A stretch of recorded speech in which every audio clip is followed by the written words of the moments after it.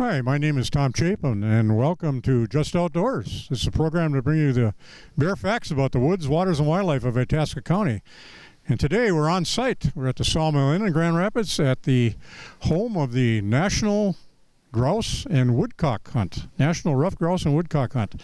Right here we have about 106 hunters that are going out for 2 days. This is the end of the first day, and we're going to be interviewing a lot of the hunters that came in with grouse, with woodcock, and we're going to age the birds. We've got some biologists here we're going to be talking to. We're going to be talking to hunters specifically on how they did and where they went. And you're going to learn all about this 36th annual National Grouse and Woodcock Hunt, sponsored by the Grouse Society, Ruffed Grouse Society, which has about 19,000 members, and you're going to hear about that too. So stay tuned.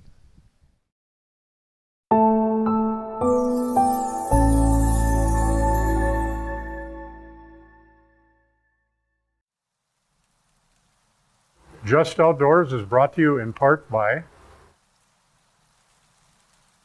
Jervelin Hardware Hank, Deer River. Jervelin Hardware offers a broad selection of paints and sporting goods and a complete line of plumbing and electrical supplies. Jervelin Hardware, 108 Main Avenue, Deer River.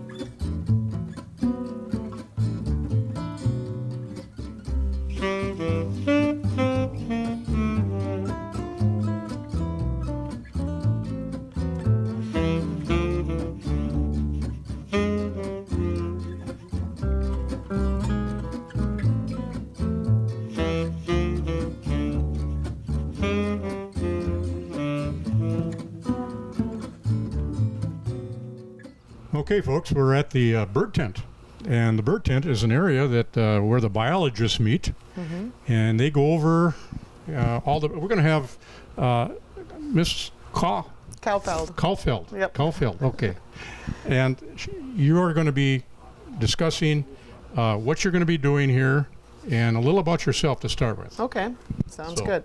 Well, my name's Meadow Caulfield, like you said. I'm originally from California, and I'm a wildlife biologist for the Ruffed Grouse Society. I cover all of Minnesota and the western portion of the UP. Moved here about 9 years ago and stayed. I'm actually, I've been enjoying living here in Minnesota and really love it here, and can't complain. I think Grand Rapids is a pretty nice place too.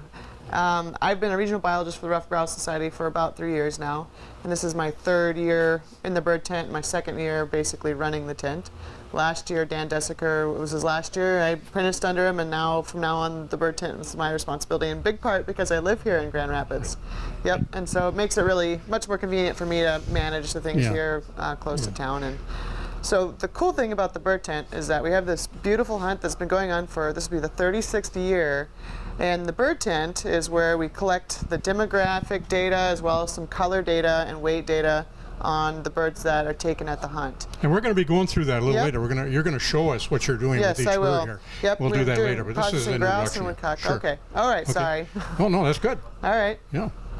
So anyway, your job as a regional biologist for the Grouse Society, what other duties do you have? Well, one of the more recent duties I've kind of developed is the Women's Intro to Wing Shooting program. So that's a hunter recruitment and retention effort. And I do a lot of policy and planning work as well as grant applications and management, contracting out habitat work, publications. There really isn't any one single thing that I do any single day. I'm always doing wide diversity of things, and it's nice because no 2 days are the same. But like I said, jack of all trades, master of none really, but it's a great. So you spend some time out in the field then? Not really. Not really. I get to spend a little bit of time out in the field, but. How about your off hours? Well, of course. Yes, as much time as I can in a boat or out in the woods. Sure. But the thing is, you know, you go into the field wanting to be a biologist outside, and then the farther along you go, the more time you spend behind a computer or a windshield. But I get a lot done and have a lot of higher level impacts, and so that's still pretty fulfilling to me. Talking about the Ruffed Grouse Society. Yep.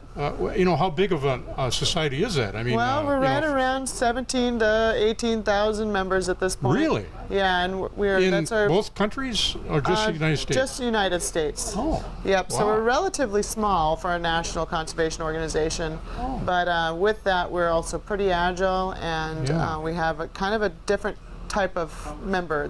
They're typically be more dedicated and more dedicated to the sport, and Grouse and Woodcock. They're pretty passionate overall, and so it's definitely a different field of the organization. And then we also do a lot of habitat work in the forested landscape, which typically doesn't happen. A lot of times the prairies and wetlands get a lot of focus, especially because they are, there are less of them and they're not doing as well, but still, we're here doing the forest work. Well, what have you seen in the trends in the grouse here over the last couple of years? Well, when I moved here in 2008, it was the peak of the population, and so the woods, they were everywhere. You couldn't walk anywhere without running into them. And we've been on the upswing, so there's a 10-year population cycle. We've been on the upswing the last couple of years, and the peak should be, this year, next year, the 19th. And so we're kind of waiting for that this year. I'm not very optimistic about it being a peak year, but we should be a little higher than last year, and hopefully in the next 2 years we'll have our peak in the cycle. Okay, the records that you're going to be collecting here are really interesting to me, because you're going back to the same areas every year. Yes. And you're collecting data from those little areas out of the big area every year. And so you got how many hunters do you have here? Well, this year we have 54 pairs or 54 teams. 54 pair teams, okay. So now you say teams, you mean? So that's 108 individuals, but 54 Are you talking teams. about the huntsman and the? No, there's two hunters per huntsman. There's 54 teams. Okay. That's how it works. Yep. In some cases, like today, I split a day with one of the other RGS employees, and so we were able to get more time in the field, and I can, come back here and not shortchange the hunters that are out with the other employees. It seems like this data would really be important to managing, of course, the grouse in some way. If you can manage an upland game bird, it's pretty tough, because it all has to do with the habitat. And everything and the thing about ruffed grouse is they're cryptic, they're quiet, and they're not very easy to see. Yeah, they're not loafing on large ponds, and they're not brightly colored, and they're quiet, and they're spread over the landscape. And so the thing about ruffed grouse is that it's almost impossible to do a census, and that's to count every individual. We depend a lot on indices, and so one of the biggest indices that we use here in Minnesota is the spring drumming survey. And so that's a statewide survey that the DNR conducts, and it takes place every year on the same set of drumming survey transects. And so this year they did that, and it was a very high increase. Well, we really don't have any other demographic data on ruffed grouse outside of the national hunt. And just like woodcock, like we were discussing earlier, hunters are the only way to really get demographic data on game birds, because they go and harvest and collect them. And so the demographic data that we'll get today, the most important, would be recruitment, and that's to get an idea of how many chicks are produced per hen. And recruitment gives you an idea of where the population is, whether it's increasing or decreasing. There's ratios that we pay attention to as wildlife biologists for production. Interesting. Well, you got this hunt here, and everybody thinks it's just a hunt, but it's not. It's more than that, isn't it? It's a collection of biological data. It is, and it's one of the longest running data sets. And it's really incredible. It's a huge data set, and so I feel really honored to be able to manipulate it. And the other thing is that there's a perception that a lot of birds are taken every year. In reality, a good year, maybe 2 birds per hunter. And you think about that spread over a 200 square mile area around Grand Rapids, it's relatively low impact. And so it's one of those things, it's a perception thing, but a lot of these guys are getting older, and they don't shoot as well, or they don't get around as well, and so we really do not take as many animals as people think. Why do you come to Grand Rapids? I mean, I think it's obvious, but why is the hunt here? Why is the hunt here every year? Well, it's a tradition. So originally, the Grand Rapids chapter we're a smaller town, right? Not relative to, say, Pittsburgh or Chicago. We're a smaller town, but we've always had one of the strongest chapters here. And they've been around for quite a while, and some of the founding members are in this area.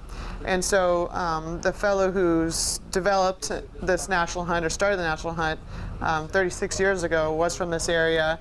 We have an abundance of public land. We have a facility that's dog and hunter friendly.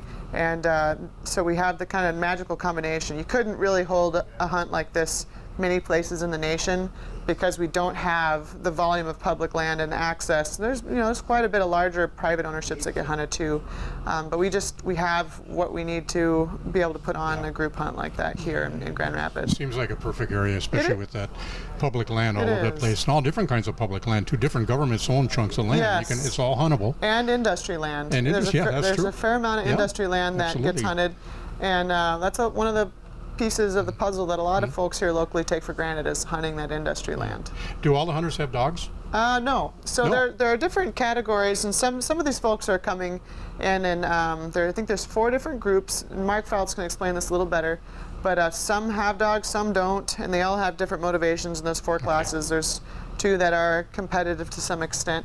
The others are here just to enjoy themselves. And for example, this morning we had 2 older gentlemen went out with us, and they had a older setter that he wanted to get his female some time, because for a lot of these guys, and women for that matter, there's plenty of women that participate in this hunt and have been doing so for a very long time.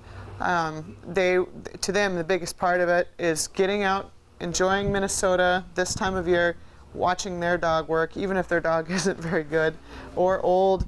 And a lot of times, most of these dogs are spectacular, you know. But a few of them, I understand that, is to let their dog enjoy the trip too. And so, yeah. Okay. But otherwise, there's plenty of guides, including RGS staff, that have dogs for folks who do not have them or didn't bring them. Okay, we're going to be looking at what you're going to be doing here later when the grouse start coming in here. Okay. This is just kind of a pre-interview, just tell people who you are and what your job is, and what you've been doing in the past and everything. Yep. So, as a regional biologist, appreciate that, and we'll get to that in a little while. Sounds good. Thank you very much. Well, thank you very much, Tom. Okay, here's a hunter. Just came in with how many? 4 grouse. Four woodcock and 1 grouse. Beautiful. Okay. I guess I'm going to ask you where you're from and how long you've been doing this. Well, I currently live in Arkansas, but I've been coming to the hunt since 1992. 1992, you're coming to Grand Rapids for this hunt. For this hunt, yes. And how has this day been compared to your average first day? Really slow. Really slow. Yeah, it was hard and a lot of ticks, and not that many birds. Not that many birds, and would it be because you haven't seen because of leaves, more leaves this year than normal, or not just? Not sure. Not sure. I don't think it's the leaves. I just think there aren't that many birds. Well, very good. I appreciate it. Thank you. Okay, folks, we're going to interview another regional biologist for the Ruffed Grouse Society, Andy Wick. That's correct. And Andy, you are a regional biologist for what area of the country? So I have the Northeast. I've got New York, New England.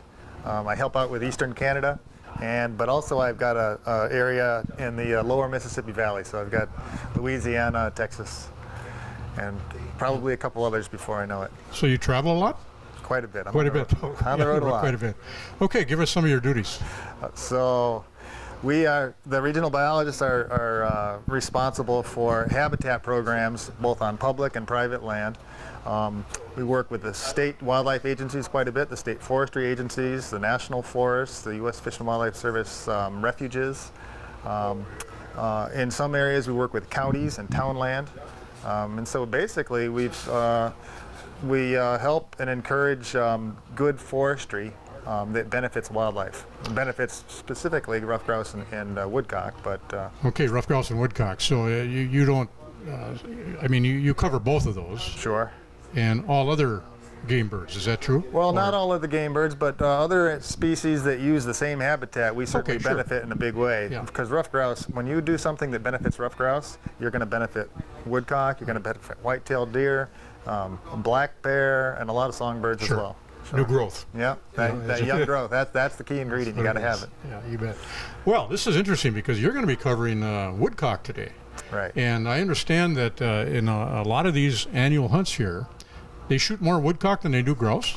Is that? Yeah, that can happen. That can happen. Yeah, it absolutely. looks like it's happened so far. Yes. But yeah, there was a lot of times woodcock will sort of save the day. Okay, I've got a question on woodcock, and I think a lot of folks do. They're a migratory bird. They aren't like a grouse. Right. Legally, they're a different type of bird. They're a federal bird. Sure. And the season has been cut down drastically on the woodcock, hasn't it? Yeah, in over Minnesota, the years, for sure. Yeah, it's gone from years ago from 65 days down to the present. Let's see, 45. Mm-hmm. Gone from a 5-bird bag limit down to a 3-bird bag limit. So you're only allowed 3 birds right now. But the season starts a lot later too than the grouse season. It can. There's a framework. So in some areas in the central region where we are in Minnesota, the framework starts in September, whereas you get into the eastern district where I'm from, and you can't start before October 1st.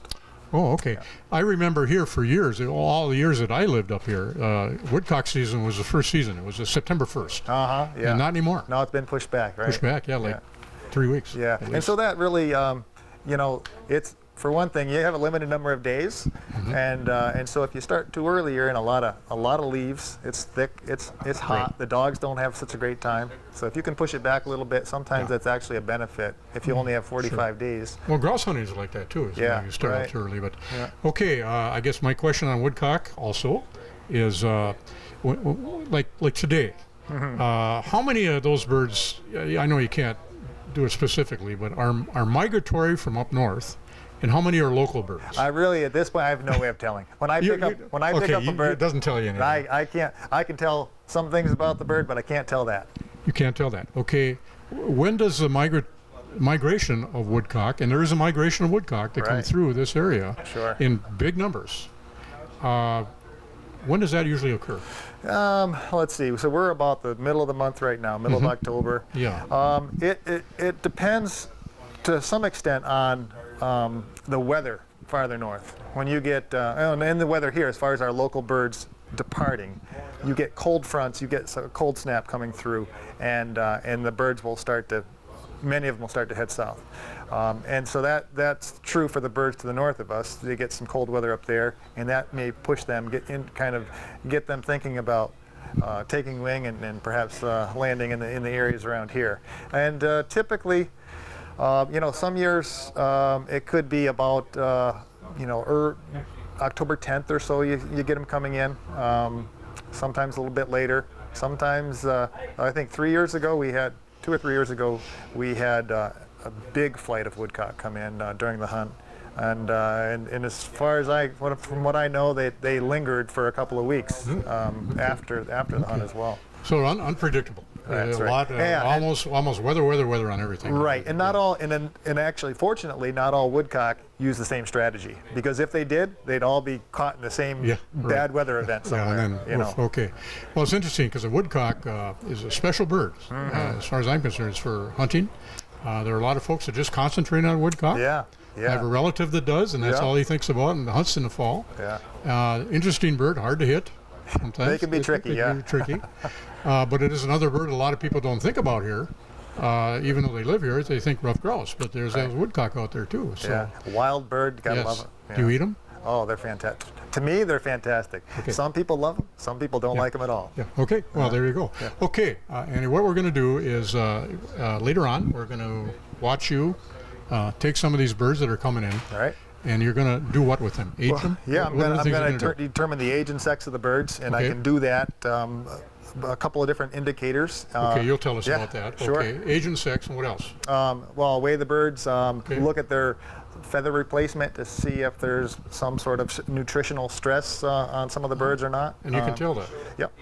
Well, we're going to find out. Put the camera right in there. Have you show Absolutely. us some stress on the feathers. That sounds good. Yeah. Okay, thank you very much. We'll All get right. back to that a little later. Great. Yep. Thanks. Okay. Good talking with you. Okay, we're still at the National Grouse and Woodcock Hunt at the Sawmill Inn in Grand Rapids, and we have a special program going on here with this hunt. And you, sir, are going to explain a little bit of it. And who are you? Okay, I'm Jerry Snetzinger, founder of the Under Broken Wings program, founded in 2006. What the program is every year we bring a kid with a disability, all expenses paid, to come to the national hunt for the whole family. And with that, if the whole family wants to hunt, they can. And if not, they get to go out and have a great day in the woods. And this year, this is our recipients that came from Chicago. So, hi, my name is Randy Berryhill, and I greatly appreciate the invitation for coming out. And the experience is awesome. I've never experienced anything like this before. And I think it's like a challenge for everyone to at least know about what's going on with the birds. Very good experience. Yeah, and okay, great. You're from where? Chicago, Illinois. Illinois. Okay, so what do you think about the colors in Minnesota this time of year? Awesome. Awesome color, yeah. yes. You got a good time of year to come up. Right, So, yes. Are you going to be hunting tomorrow? Yes, we'll be going back out tomorrow. Okay, this Yes. is a 2-day hunt. Yes. And so this is the end of the first day here. Right, yes. And I Okay. think we had a good day. All right. And you, sir, what's your name? I'm Rains Berryhill, and it was good. Good. Yeah, it was good. First time you've hunted? Yes, the first time I hunted for the birds, yes. The birds, okay. Yeah, okay. birds. So you had a little lesson yesterday? Yeah, yeah. Okay, good. Yeah. And I understand you did pretty good. I was here when you came in Yeah. with some birds here. Yes. And how many did you get? F4? 4 birds. Yes. And And then it was 5 total. I didn't shoot Oh, any. you didn't shoot any? Oh, okay, 5 total. Okay. And that's woodcock. Yes. And did you see any grouse? No. You didn't see any grouse, just woodcock. Yes. So you had a pretty good guide over here. Yeah. Showing you where Yeah. the woodcock. Yeah. That's almost everything, isn't it? Yes. Yeah. Whereabouts did you hunt? Do you remember where it was from here? Or, oh, up around Effie. That's quite a ways. Okay. You're looking 50 miles there. Yeah. So, beautiful, wonderful. Well, thank you very much. I'm glad you enjoyed it. Yes, thank and, you. This is a great experience, and good to see something like this happen with this going on here as part of the program here. So It's basically, it's really a tearjerker when you get out with kids that have disabilities, and we take for granted what we have, but they don't. And with the disability, you change things so that they can participate like we do, and it's an awesome hunt for them. And but the true champion is back in the kennel, because without the dog, and you don't find the birds. But with that, it's a great program, and if you want to get introduced to it, just look up RGS Under Broken Wings. Thank you. thank you, folks. Appreciate you doing this. Thank you. Have a good day. Okay, I saw you sitting over here by a computer. Yes. And I came over and asked you, why are you here at the Ruffed Grouse Society National Hunt? And you said you were a student. Yep, I'm a student And at so Vermilion. tell us about yourself. Okay, so Yeah. my name is Lindsay Haas. I'm a student at Vermilion Community College up in Ely. And I got this internship with the Ruffed Grouse Society. So I get to come to the hunt and help set up, help record data. And then over on the computer, I'm doing data entry. So, and I've done more of that earlier in my internship, and I also did some hunter walking trail maintenance. So. Okay, have you done work with the Ruffed Grouse Society before? Is this your first time? No, it's my first time. It's a whole new world for me. I wasn't really raised with hunting, Yeah. but I'm really interested in it, and Okay. I plan to get into it this upcoming year. I'm gonna be And where's joining you a from, program. you said? I'm from Stillwater originally. Okay. Yep. You Twin chose Cities. Vermilion Community College as your goal college here, huh? Yep. Nice. Yeah. Is it because you're interested in the outdoors? Definitely. Yeah, I love the outdoors. okay. So I'm not a big huntsman yet, but you know. Well, you don't big have to hunter. be. Yeah. I mean, you go up to Ely and you got the outdoors all around you. Yeah, It's just unbelievable like up there. a playground up there. It you know? really is. So you got a little job here, and this is going through how far now? Through the end of the summer here? Or? No, this is just a fall internship, and Oh. I have a cap of 180 hours. 180 hours. Okay. Yep. And after this week, I'll yeah. probably be about halfway. Okay. One last thing. What have you learned so far? Oh my gosh, a lot. Generally. Generally. Well, I was just talking to Andy. In entering the data, I noticed with woodcocks that. Andy, the woodcock guy. Yes. Okay. With woodcocks, there is molting occurred most commonly in females. So I asked him, if that was strictly because of reproduction or what the cause might be. And he said it could be from loss of a clutch, whether it was a bad weather event or a predator that scared them away. So then they have to, make a new nest and start all over. Yeah. And then also, I guess, large weather events can impact an entire area, he just told me, and can impact all the females and some males in that area too. So. Wow. So yeah, that's just one tidbit of many things. Yeah. What a great subject for a term paper. Yeah. Later on in your college definitely, there, huh? Okay. definitely. Well, thank you very much for doing this, and good luck in your future and whatever time you have left here. All right, thanks so much. Thank you. Okay, we have Meadow again, our regional biologist for the Ruffed Grouse Society, and she's going to go through a couple grouse that came in here and do her thing with the grouse and tell us what type of statistics she is taking and show us exactly what you're looking at on the grouse, Meadow. Well, this bird's missing a few feathers, but the first thing that we typically do is go ahead and weigh them. That's one of the metrics we collect that will help us identify male or female. So I'm tearing it out, so I'm making it good. zero out. Okay. Bird's about 609. Now, what did you say? 609? 609 grams, which is a pretty Okay. good sized bird. And males are typically larger than females, so that's one of the And what do first we have here? indications. And so the best way to tell what the external characteristics of grouse is the number of light dots on the rump feathers. And as you can see, this bird's missing quite a few rump feathers after the retrieve. And so the Yeah, rump just feathers. hook that up to the camera, kind of like that. So right Okay, there. so the rump feathers are in this region here, and like I stated, this bird's missing quite a few of them. But males have 2 lighter spots on the rump. So there's this light spot here up on top, and this dark spot here on the or a light spot on the bottom. So you can see that there's 2 light Okay, let me spots. point that out again now. You're looking at this spot here Yep. and this spot back Yep, here. a light spot at the base of the tail before you get down Okay, into that the almost down. looks like a feather, but it's actually a spot. Huh? Yep, there's a lighter Okay. spot. So males have 2 light spots, whereas a female, that area below this predominant spot here would be dark. Oh. And that's the most consistent indicator that we use.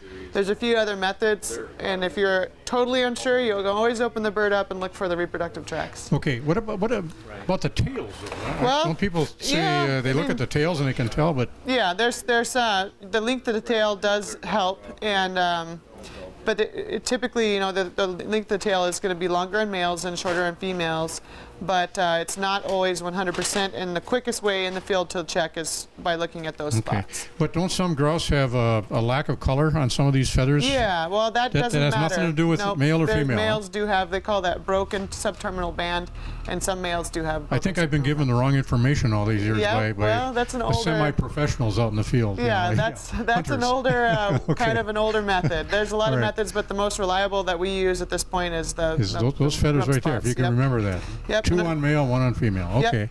2 testicles on a male, Yeah, and yeah. nothing on female. Right. So Okay. 2 spots. Now, what's with the?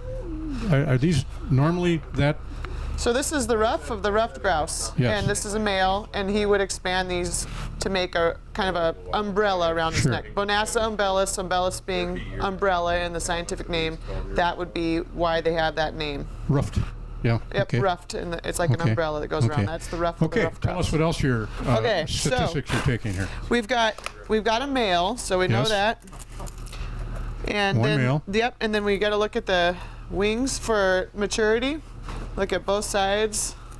Okay. What are you looking at there? So I'm looking at the wingtip wear. So grouse, Let's like turn a that lot around of so a lot the of grouse camera- species, don't molt their outer primaries. And so when they're juveniles, when they're adults, they do molt their outer primaries.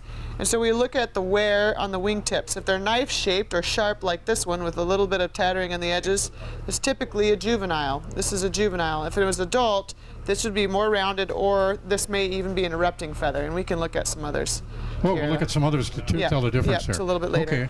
All right, So, so- folks, have that down, and we'll look at. So an immature, yep, and then we look at the color phase. Now this bird doesn't have much of a tail fan left, but we look at this portion of the tail to come up with the color phase. And so at this point, this is close to gray, but there's a little bit of a warm wash, a warm color wash in there, but it's not as defined as, say, a brown phase. So this is, I would call this intermediate. Okay, so we have a juvenile bird. Is that what Yep, you're saying? juvenile male, Juvenile male. intermediate color phase. Intermediate color phase. Yep.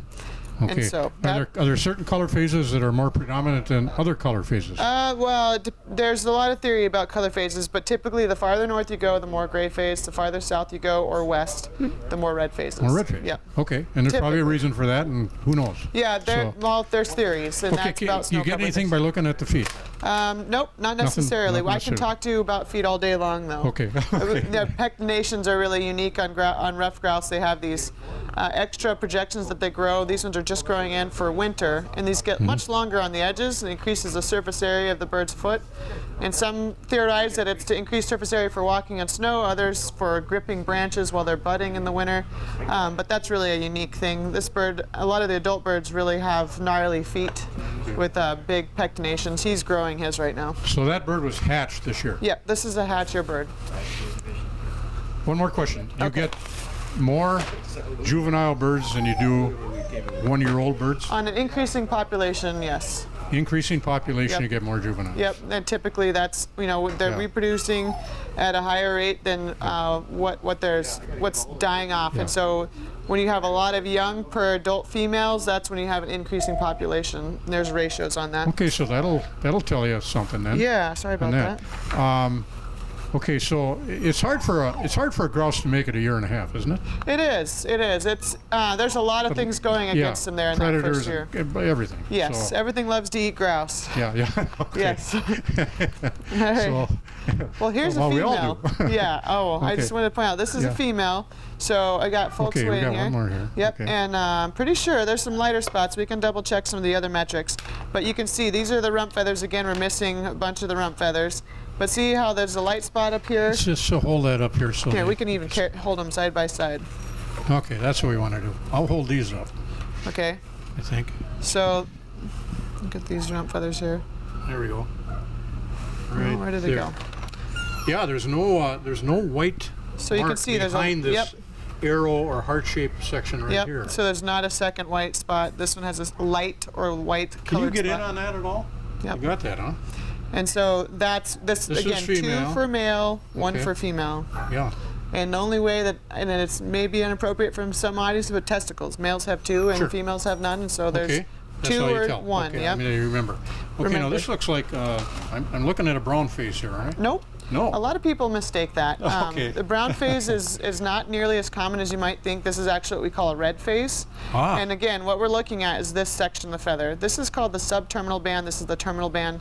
Subterminal bands, like the ruffs, can vary in color. But in this case, we don't consider that part of the tail fan when we're judging color. We only go by 5 of them. This is what we would call a red phase. Brown has a little bit of red and a much lighter color, and there it's a lot more stark pattern. And again, like I mentioned earlier, not as common, the brown phase. South and west. Yeah, so the theory is that Theory, that there's less snow cover in southern and western portions of the Camouflage. range. Yep, and so they do better because they are red-faced birds, blend in better with Yeah, the oaks red and will red. show up for Yep, predators and so on. exactly. And Okay. whereas the gray-faced birds do better camouflaged in the snow Yeah. and the gray areas. A lot of this animal's lives come down to the avoidance of predators. Yes, doesn't it? that Birds reproduction and avoidance of predators. Yep. Yeah, okay. Yep. And okay, since we're on this, like Okay. this comes up a lot here in the spring. You hear it every year. There's high water this spring. Yep.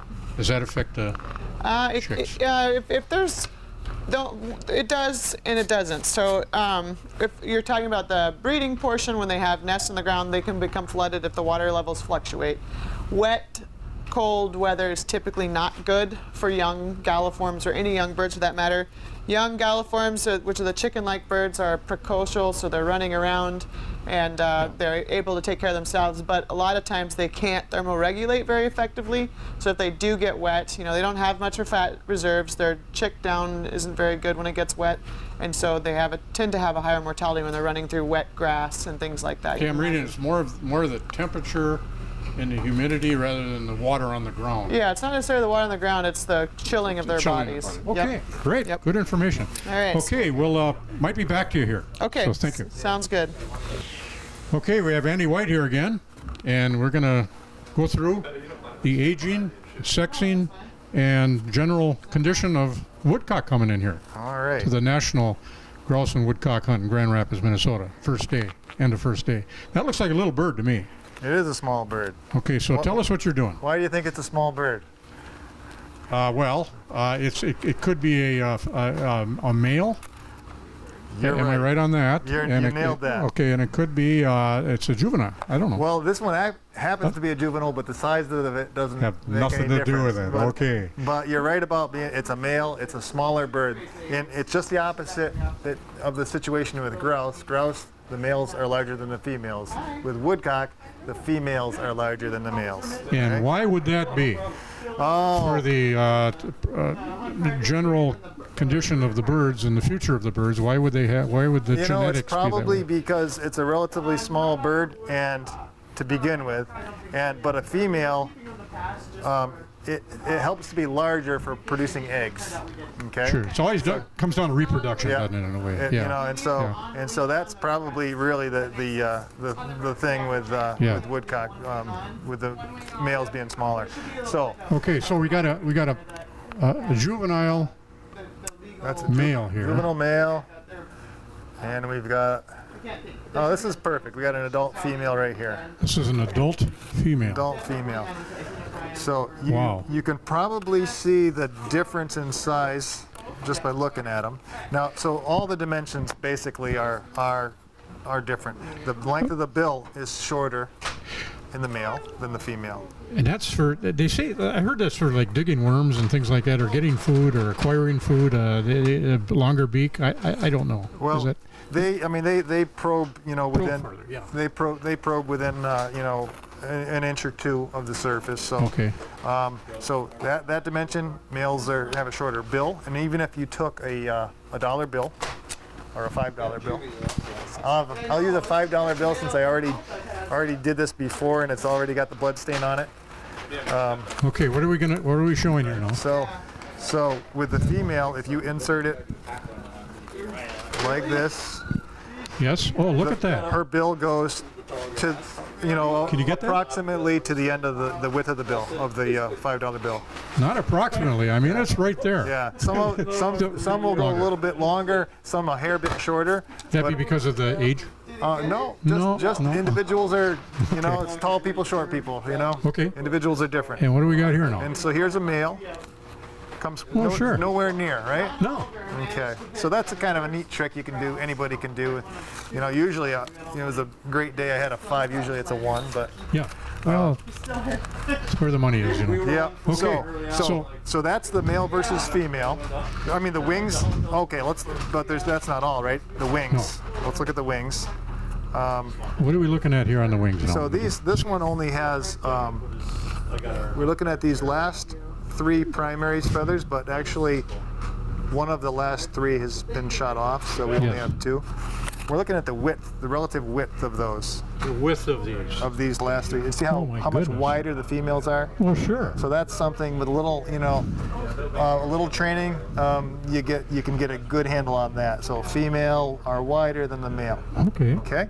Yes. The length of this, they call it the wing cord from a little notch here out to the longest feather. Females, actually, I think we can just put them side by each there, and you can see that the female has got right a longer. Here and here. Yeah, and that's here statistically significant. That's almost an inch, really. Yep. On that. Yeah. Okay. Yeah. And so the female's just a bigger bird. Just a bigger bird. She weighs more. Yeah. Greater body mass. But in order to make sure you've got a female bird, you know, you should look at all these things we're talking about. Right. Yeah. It's a combination of things. Sure. Not just because it's big, because there are big males, I imagine. Yeah, but nowhere near as big as.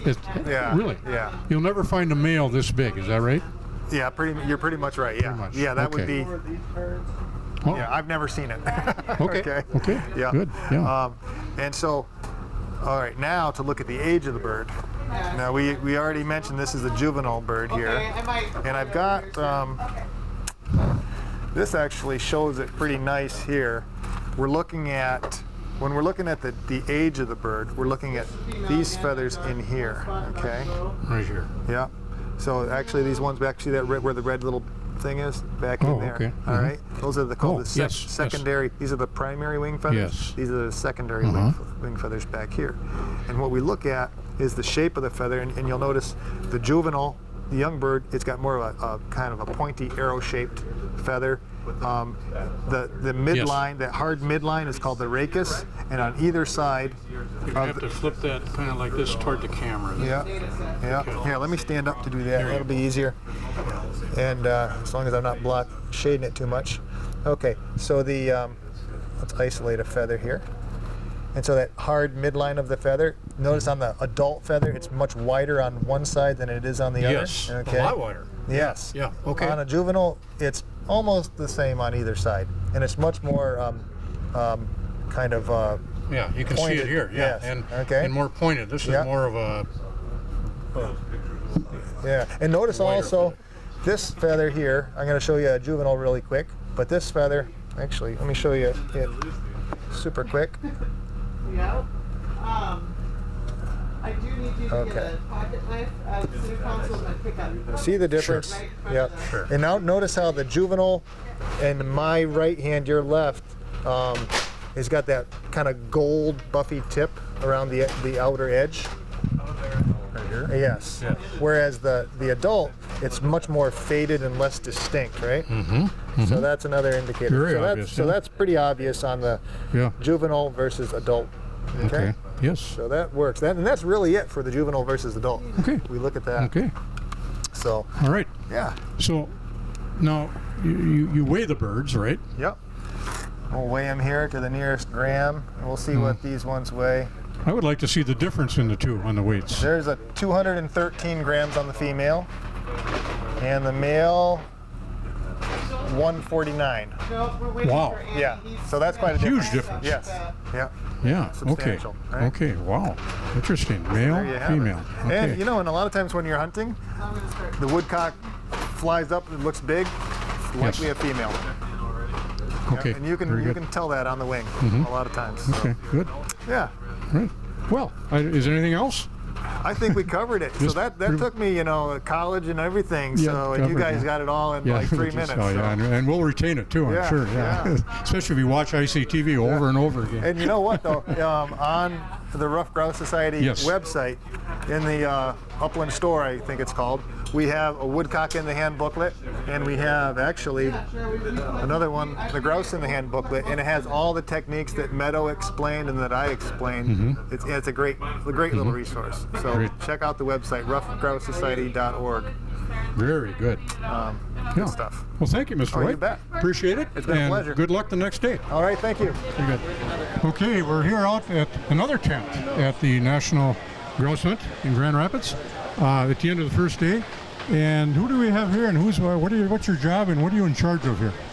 My name's Nick Wilkes. I'm head wrestling coach over at Itasca Community College in Grand Rapids here. And every year the Ruffed Grouse Association allows us to come out, raise a little money to get some money for apparel and stuff. So I bring the wrestling team out, and we go to work and clean some birds for the Ruffed Grouse Association. Wow, how many you got here? Right now we got 14 guys, a couple girls. Yep. So they're helping out, and we're going to get them all cleaned up, bagged up, and in the freezer. Okay, maybe we could get a shot right here of some. Just move apart here a little bit. This is going to look good. This will look good on TV. They're looking good, boys. So here's what they're doing. What are you doing right here? We're just cleaning up these birds. These are woodcocks. So what are you doing? Defeathering them? Defeathering them? Yep, and taking out the guts and getting them ready for the hunters to take home. Okay. Okay. Do you bag them up, or how do you do this? So over there, they wash them down and bag them up. Right.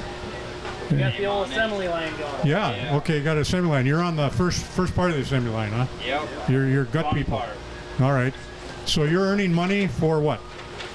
For our college, for wrestling. For wrestling college. Okay. Helps with our uniforms and helps transportation to get in tournaments. Okay. Stuff like that. Yeah. Did this guy make you do it? Yeah. Okay. That's good though. There's nothing wrong with that. A little discipline doesn't hurt anybody. No, that's good. Okay. What else we got going here? Anything else you want to talk about? Not really. They're just cleaning them up back there, getting them nice and wet and ready to send home. But we appreciate everything, and it's good for the community. This is our third year. Third year. Yep. You've been successful on that? It's been very successful. It's helped us get apparel and stuff each year. So the guys need apparel for the year, and gets us going. Thank you very much. Appreciate it. Okay, with us one of the hunters today, Bill Bayard. And Bill, where are you from? Curran, Michigan. Curran, Michigan. Yeah, it's halfway between Mayo and nowhere. Okay. Is that UP? No, that's in the Lower Peninsula. Closer to between Alpena and Mayo. Okay. How many years have you been coming here? This is my first. First year? Yeah. Okay. I guess why I picked you out of the crowd here is you got a nice dog here. Susie. Why don't you explain your dog to the people here, and how long you've had the dog and how good it worked today? Well, I've had English setters for 30 years, and then 12 years ago I went to Llewellyn setters, and I'll never go back. She did great. Pointed 5 birds. Unfortunately, I didn't get the job done. Never saw them. We were in really thick cover. That's typical. Well, you know, a lot of folks that live around here don't even hunt grouse till the leaves are down. Well, I understand that. They're a lot smarter than I am. I only drove 14 hours to get here. Yeah. So you would never hunt without a dog, would you? No, never. No, the dogs are the experience. They are what it's all about. You know, and I used to be a big deer hunter, and anymore, I just chase dogs. I just love to bird hunt, and next week I take off to go to South Dakota for the opener. Great. It looks like the dog is very docile. Is that because it's a docile dog, or it's tired? Yeah, she's like this all the time. She's a great house dog. They make great house dogs. They're really my grandkids love her. All my friends come over. They want to take her home. Not a great interview, though. No, she's not so good. It looks like everybody's got dogs here. Oh yeah, and they're all having fun. And they're all having fun, and it's a great day in Itasca County, Minnesota. Oh yeah. And we've got a lot of public land here, and that's why you're here. Yeah. Oh yeah. And I normally hunt like this with you. Sorry. We appreciate you coming here, enjoying our public lands up here, and hope you come back. I'll be back many times. Thank you. Okay, that should pretty well wind up the National Grouse and Woodcock Hunt coverage here at Sawmill Inn. Hopefully you've learned a lot about how to identify male and female birds and the age of birds between ruffed grouse and woodcock, and learn a little about what's going on in Grand Rapids with this thing. It's been 36 years. A lot of people didn't know about it, and hopefully you've learned a little bit. Thank you.